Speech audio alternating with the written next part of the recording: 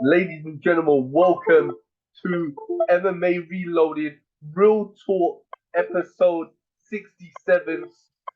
And it's your boy right here, man. MMA Reloaded. I am live and direct coming to your screens wherever you're watching me from. Thank you for watching. You know what? Tonight is a very, very special show. It's a show I've been wanting to do for a while. A guest I've been wanting to have on for a long time since he won the CFFC Welterweight Championship, and that is the champ, one and only, Raheam Forrest. You know what? Let me tell you something. Now we're coming to the end of 2022.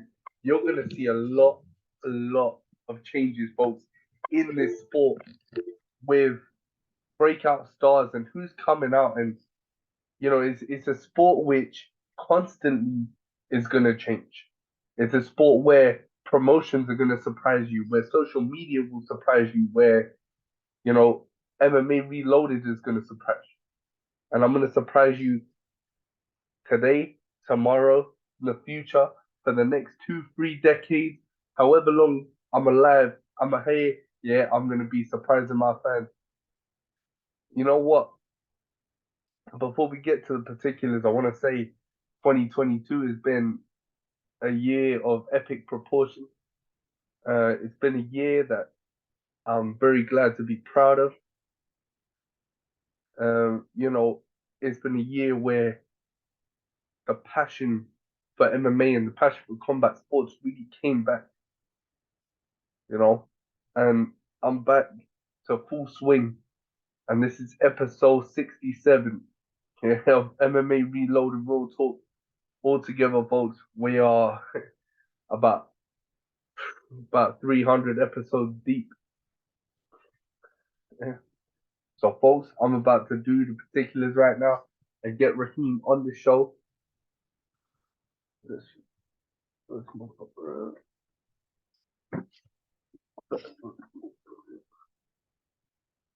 So, folks, we have your New Year's Eve surprises. And one of them is the Bellator versus Rising MMA crossover promotion. This is, I have to say, if you look at the card, folks, you think Bellator are going to outclass Rising and kick the shit out of the Rising guys. But to be fair, man, you look at that Rising lineup that they got to fight Bellator. It's a good lineup, man. You got to do your research and you got to find out who these guys are. You got Okigbu, who was on the Ultimate Fighter from Japan. Of course, you have former UFC flyweight on there. Now, what his name is. Um, ah, it's gonna come to me. It'll come to me, folks. But I'll tell you what, Bellator versus Rising is going to be a great card. New Year's Eve, folks, the 31st of December, you're going to see something spectacular. So, folks, let's do the particulars. Let's invite Raheem Forrest onto the show. He is the Cage Fury Fighting Championship welterweight champion. Let's do this.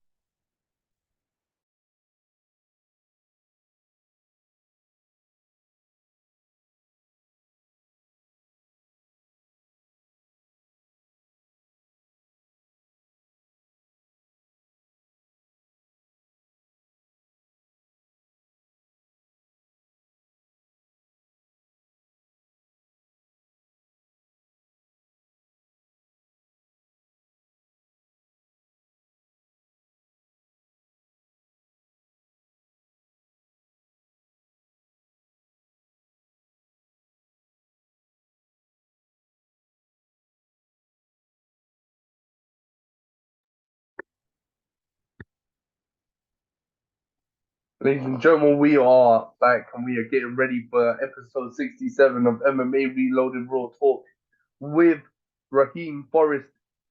Folks, done the particulars. Raheem should be on the show soon. Man, until then, what is your favorite moment of 2022? What's your favorite fight of 2022?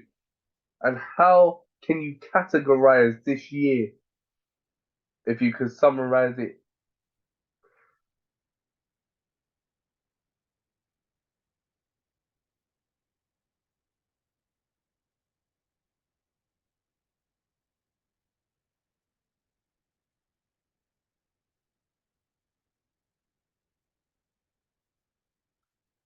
So, how can you categorize this year if you could summarize it up in one word? You see, you can't. You can't. Um, it's something which in mixed martial arts.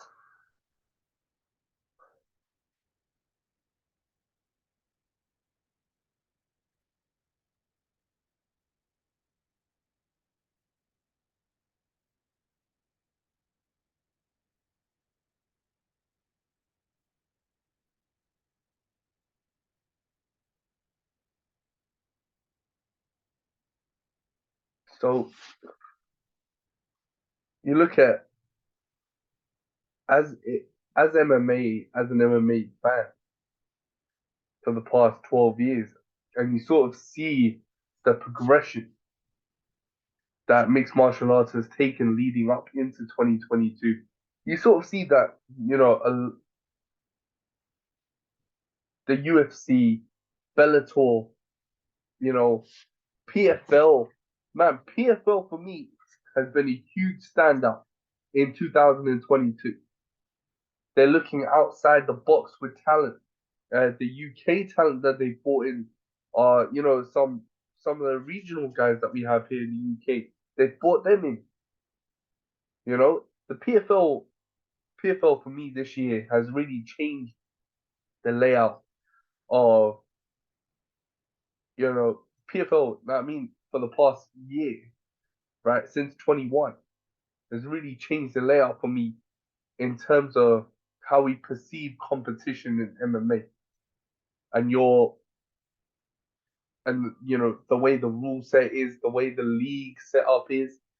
It's something which we've never seen before. And to crown six millionaires, $6 million, that is, yeah, and a million spread across six new champions. That is amazing. It is amazing. You know, fighters then finally feel like they're getting paid properly. And if you don't win or you don't put on an exciting performance, hell, man, there's no point in you even being there. You know what I'm saying? Bellator for me also. I mean, Bellator surprises me a lot. They put together strange, strange fights. Yeah, Bellator put together some strange ass fights. When you see like the fighters' records, yeah, who they line up, it's I don't know. Yeah, it's like you can't really put a finger on it. It's wrong. Yeah, in a lot of ways, how Bellator match their fights up is wrong. It's like they're freeforming it. It's like fucking WWF. Yeah, you can't put a finger on that. But what Bellator have done, and the come up stars that Bellator are really producing right now to go with those veterans and those notable fighters that we all know and love. It's it still remains intriguing to the eye. You know what I'm saying?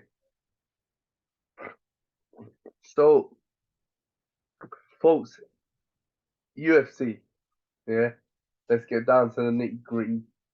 There's a lot of fights which we've seen folks, in the UFC that can be categorized as fights of the year, or submission of the year, or knockouts of the year. It's hard to when it comes to UFC, man. There are so many good fights, and you never know if it's a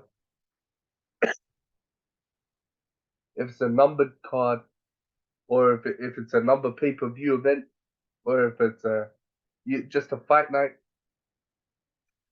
You never know what fights and what fighters, what performances, what submissions and KOs are really going to make the fans stand up and say, yeah, that's KO of the night, KO of the year, fight of the year, submission of the year.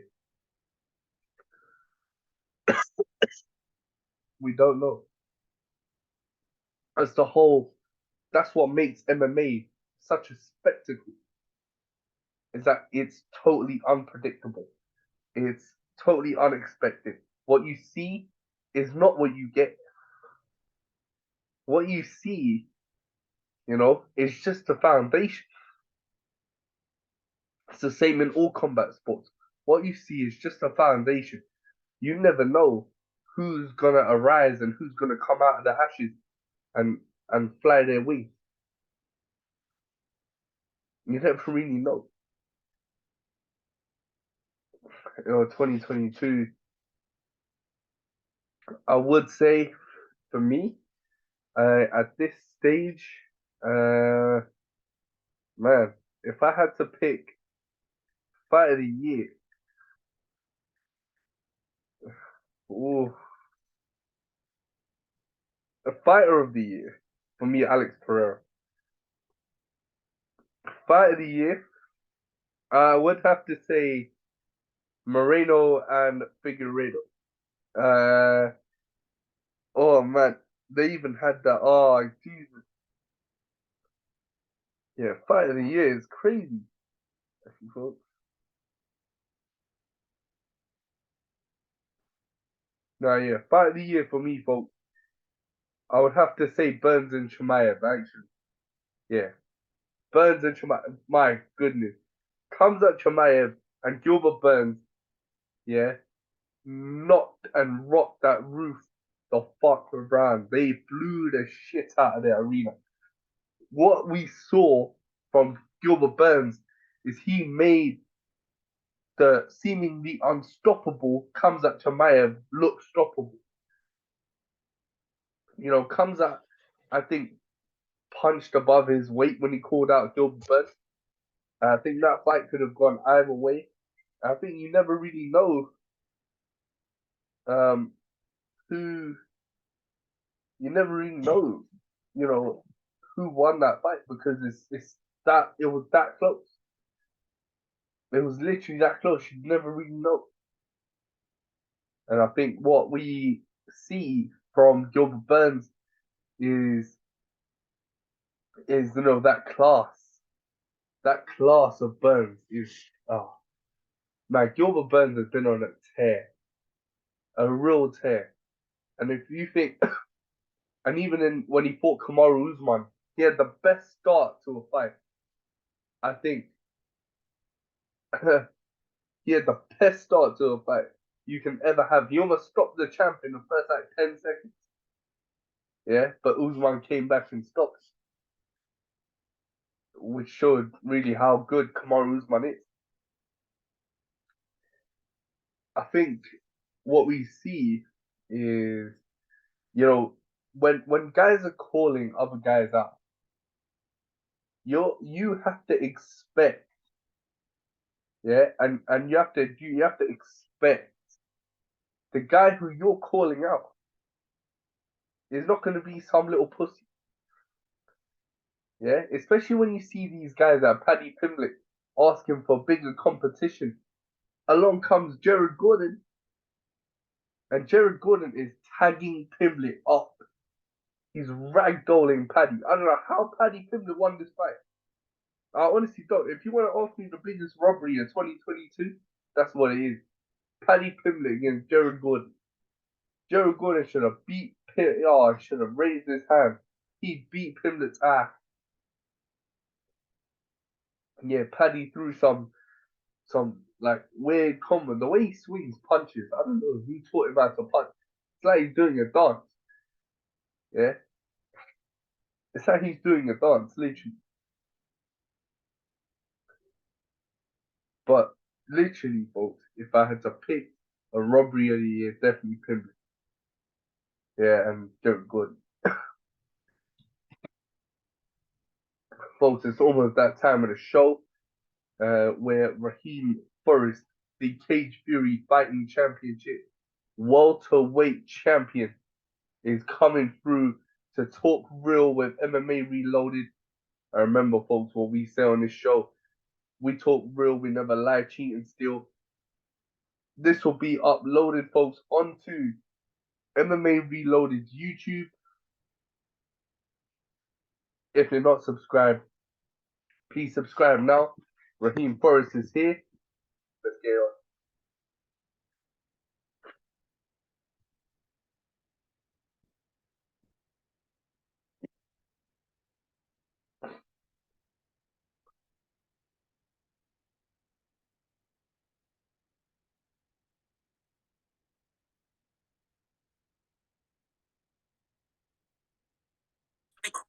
Yeah.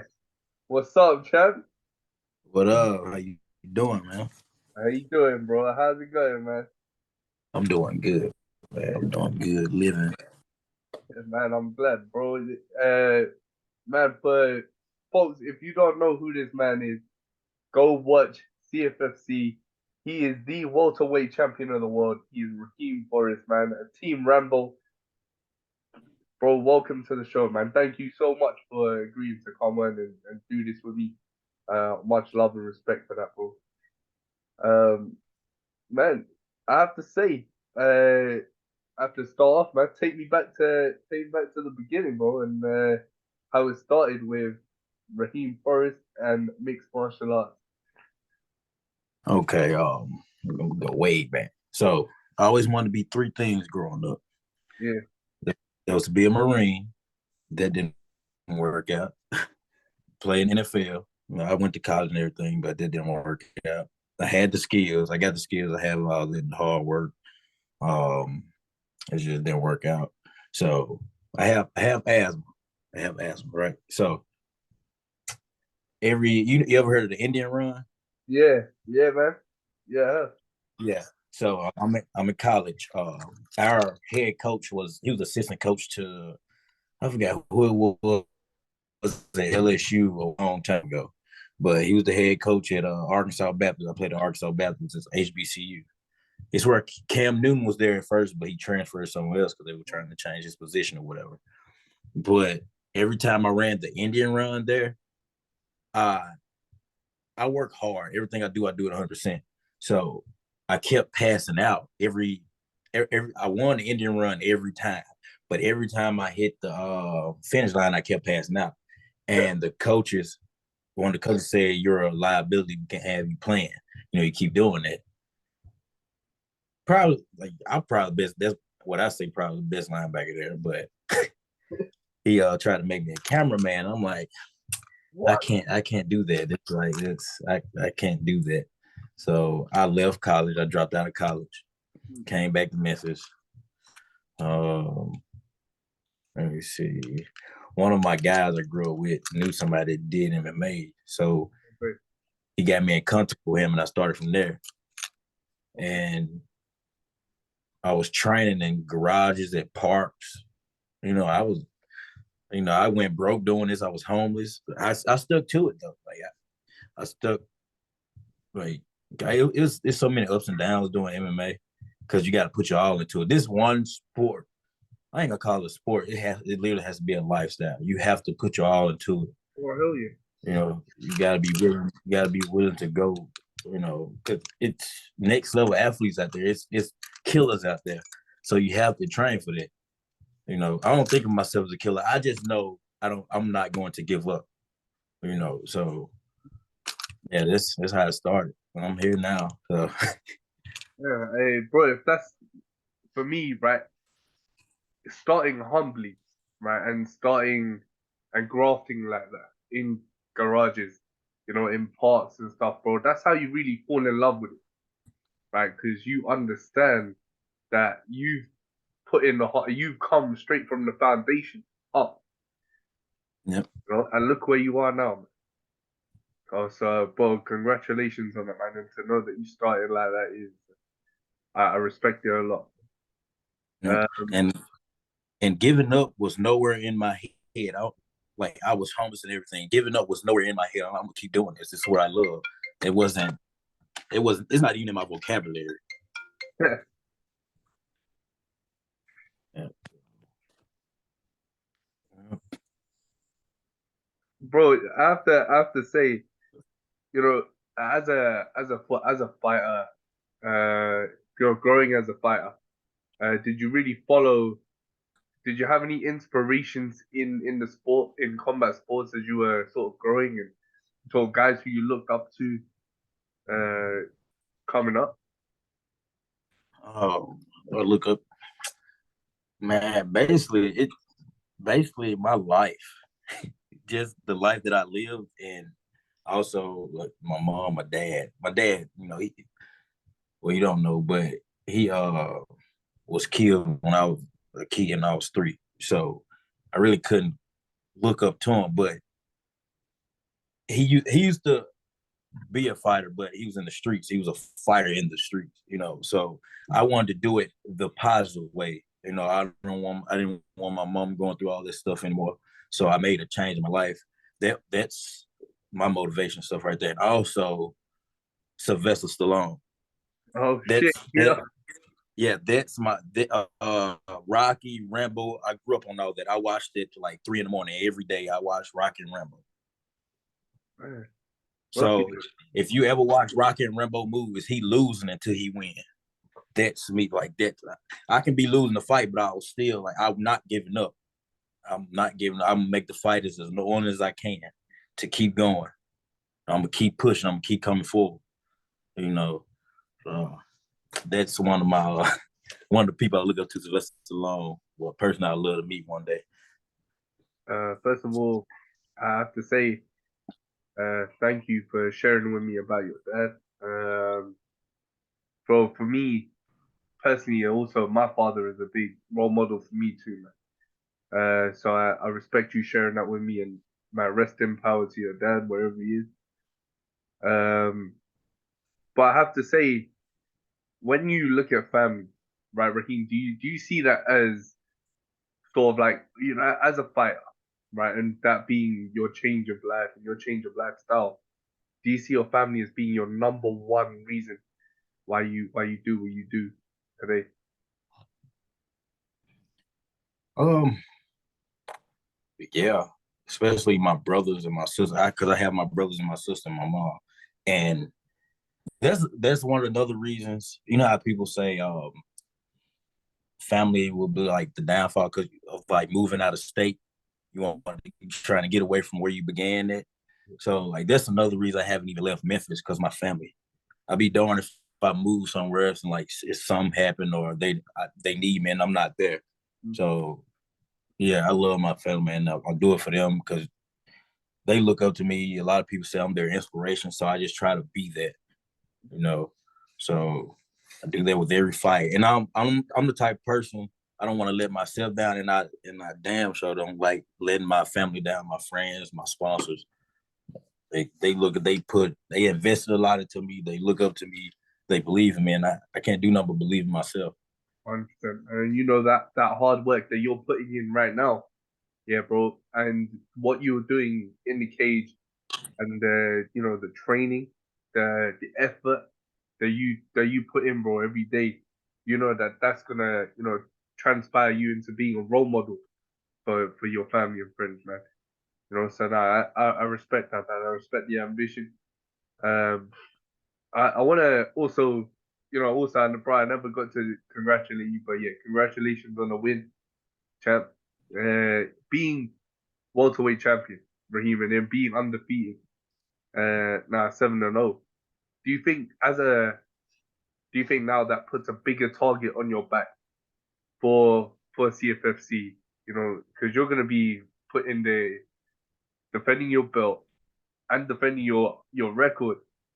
Yeah, bro. Do you think that puts that bigger target on your back? Yeah, it does. Because before that belt, wouldn't nobody fight me. Everybody that's trying to fight me now turned me down before that belt. Yes, everybody that's trying to fight me now turned me down before that belt. The the uh the fight that was supposed to happen for that belt was Charles Ratke. Yeah.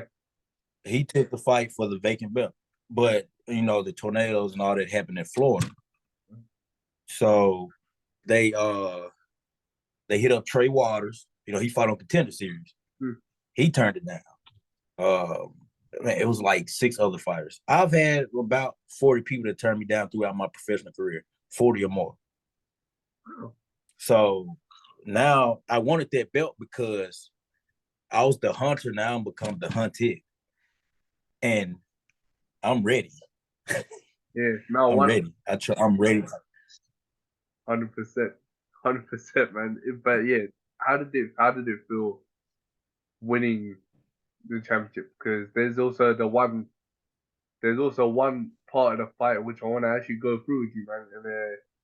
And first of all, yeah, how did it feel to you personally winning the welterweight title?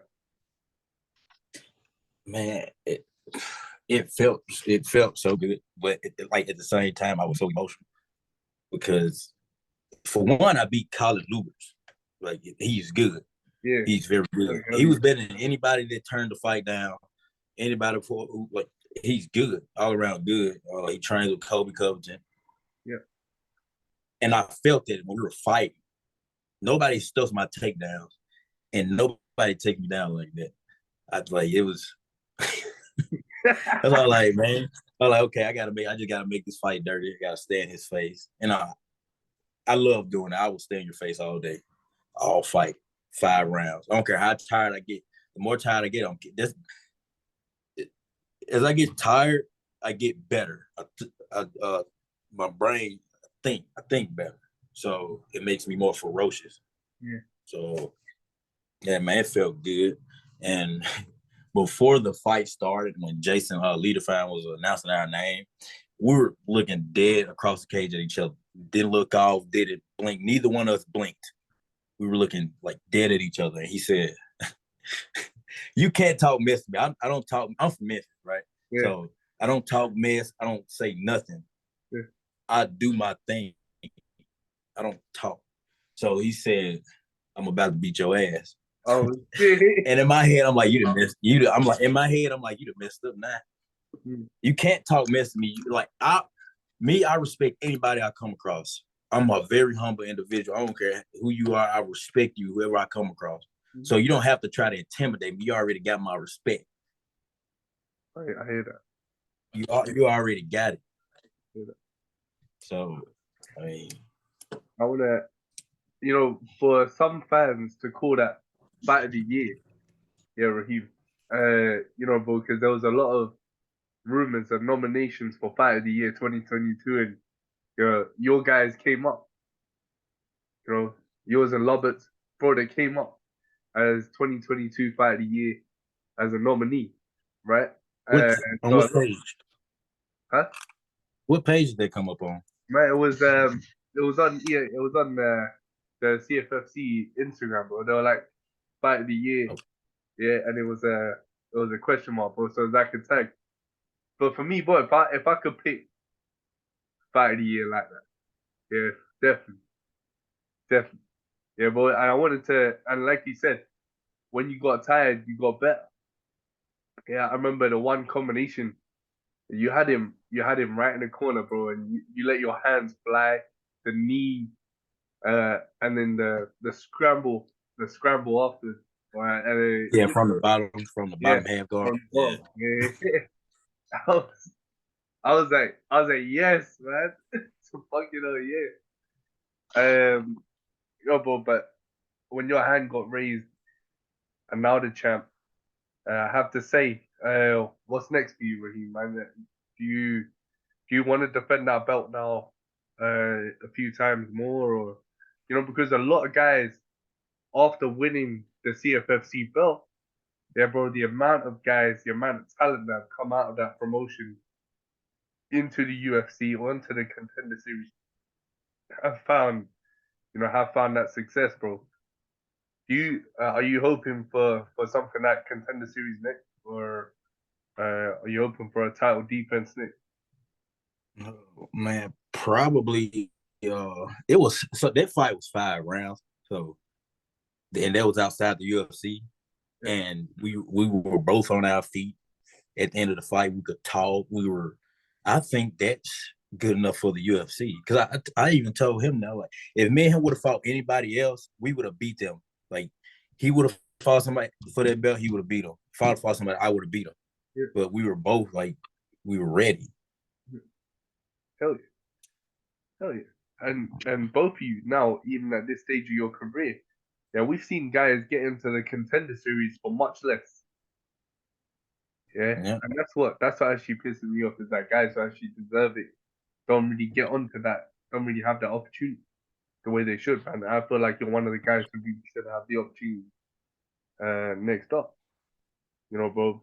I have to say, I was doing some, bro, and you had a great amateur career too. Man, I wanted to touch on the amateur rank for you, bro, and how was that? How was that time for you, really building up your fighting roots and building up that experience as an amateur, leading up to professional? Man, every fight I had as an amateur was tough, except for probably like two. Everybody I fought were wrestlers. They wrestled in college. I'm talking about D1 wrestlers. I fought a Raven that's in the military. He was a wrestler. He's good. I fought a Marine. I fought grown men. I was like 18, 19. I was fighting grown men. Damn. And yeah, so I fought a guy. He wrestled at MTSU. One guy wrestled at Michigan. Man, I was beating these people until I lost. It was just from experience, and I was training in a garage and going to different gym like that. Now I've been at my home gym now for like 3-4 years now. So I trained with Jaleel Willis. Just fought Bellator. Jaleel Willis is my teammate. Oh man, That's my teammate. Yeah, I Yeah. love you. Yep. Yep. So man, helped each other a lot. He had a lot of the school. Him. Then I got Kevin Pease, Trey Manley, to my striking coach. So all of them, they helped me out a lot. Andy Zach. So these guys helped me out a lot. So it also mentally, because I'm not always there mentally, and they deal with me. They help me out and everything. They come to me as grown men. They talk to me. They keep me right. So I want to thank them for that. So That's cool.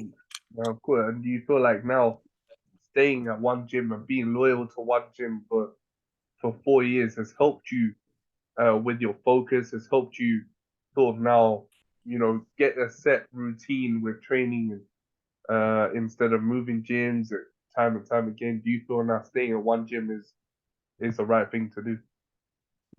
yeah, you just have to get with your team. Somebody got to be a leader. Y'all have to go with this every day, do the right things, work hard, and do it smart. You don't always have to go to another gym. You can get on like YouTube or something, or you have high level BJJ coaches whatever there. You have striking coaches. Just talk to them, go over some stuff. Just rep it. You got to rep it out. You got to keep repping. That's the only way you're gonna get better. Keep repping it and doing it smart. So. But I'm about to start cross training a little bit because Jaleel and Kevin goes up to Sanford, and they've been trying to get me to come up there for a long time. And I'm not the type of person that I always like to meet new people, Wow. but I'm gonna start going up there, training with them. And, Stanford MMA, one of the best gyms in the world, man. Stanford, bro. Yeah, nah, that's gonna put your game to a new level, Raheem, for sure, bro. you can see if you see in the cage when we took that picture with me and my coaches, Saeed is at the end on the left side. He's the wrestling coach at Sanford. and then you have and then you have Rosendo. That was DC's striking coach. Yeah. Rosendo Sanchez. Yeah. So I have them in my. They helped me out a lot, man. Yeah.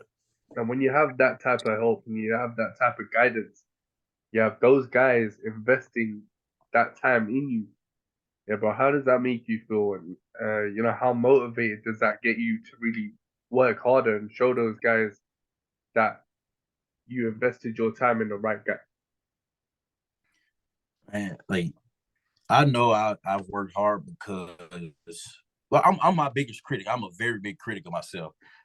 Even after that fight, when I was watching that fight, I stopped. I kept getting mad every time I watched the fight because it was so much I could have done better. Like I kept cursing every time I watched the fight. I get mad and just stop watching. But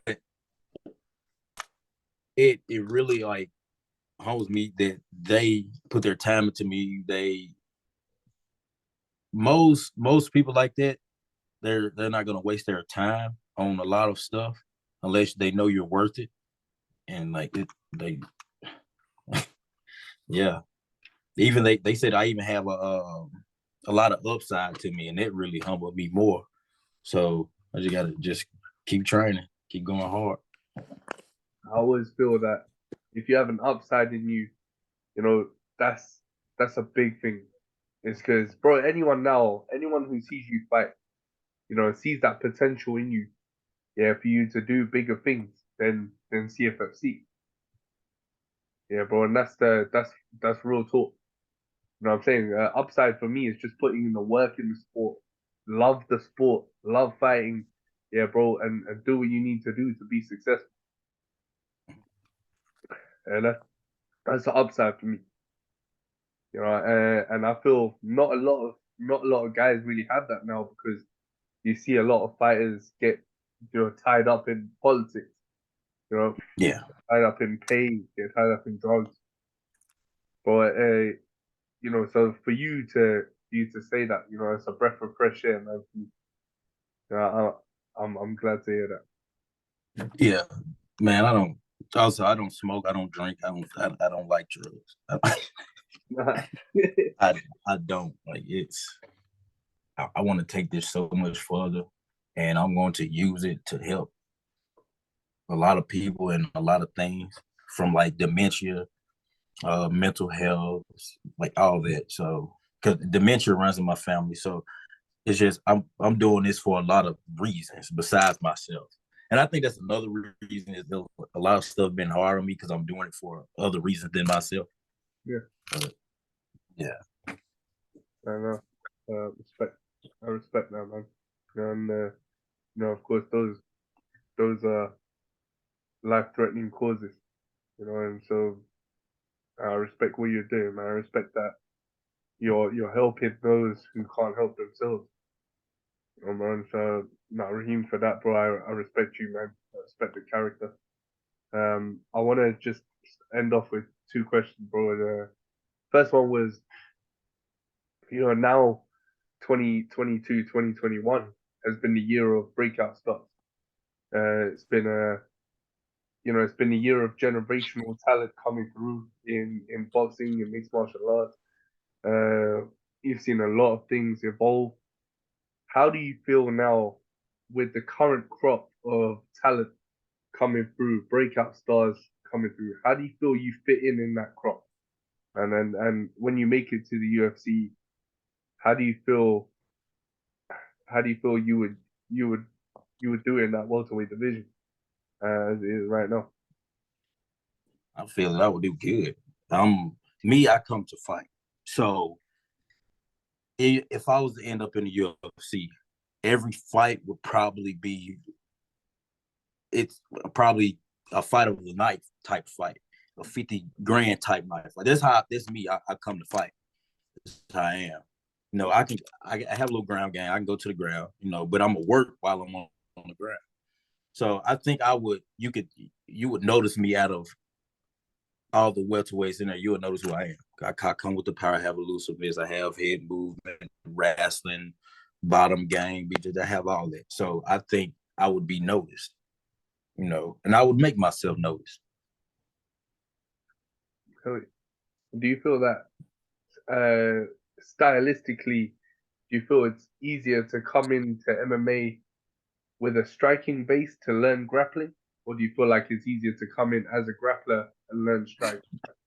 Grappler, because grappling makes your striking. It makes your striking so much better. And for one, you already have the wrestling or BJJ, whatever you have. You're already comfortable on the ground, whether it's on top or on your back. You know, I didn't have wrestling growing up, but a lot of people say if I was a wrestler, I would be a bad MFer. But I didn't wrestle growing up. When I first started MMA, I did have a wrestling coach when I first started. Mark Beckwith, he wrestled at Ohio State. Okay. Yeah, so like he helped me out with a lot of my wrestling, having heavy hips and whatever. So yeah.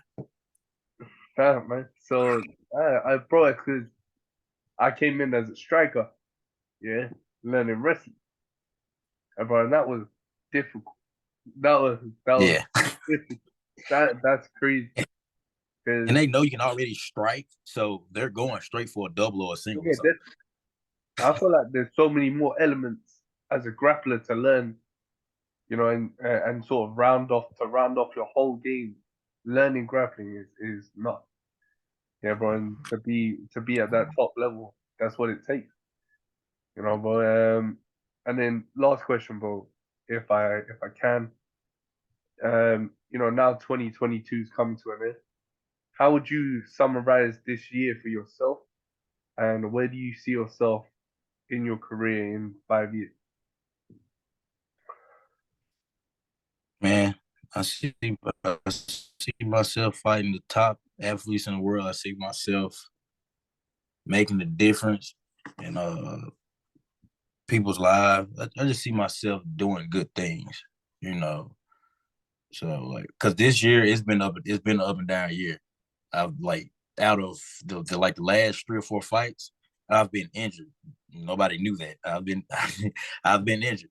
So I tried to get through this last camp without an injury, but I end up like, man, I forgot what it's called, but it's connected to your knee, your ham.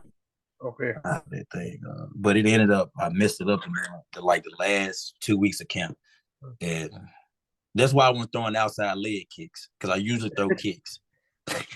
So I was throwing inside.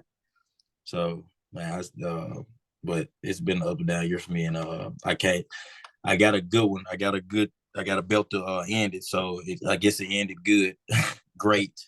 You know, because that's a world title. That's a big promotion. Paul felt everybody that followed the promotion. Yeah. So it's like it's an honor to hold that belt. So 100%. And I have to say, thank you so much, bro, for doing the show, coming on the show. I respect where you come from, and I respect where you've been, man. So thank you for that, and thank you for sharing the story and journey with me. I hope to, definitely we'll do this soon again. But thank you so much, Raheam Forrest, man. I appreciate the time and I appreciate your effort. Yes, sir. I appreciate what you're doing. Yes, sir. I'm gonna try to get your followers up too. You know, I have a little fan base, so you should get a few followers. Yeah. Thank you. Bro. Yep. You're welcome, man. And hopefully UFC hit me up and they go back and watch this podcast. I'm gonna share it. Then hopefully, I have a few UFC fans, or whatever. That's when you get up to thousands of followers. I got you. I'm gonna share it. Thank you so much, bro. Yeah. You're welcome, man. You're welcome, man. I will talk to you soon, man. Thank you so much, man. Yes, sir. You have a good day, man. You too.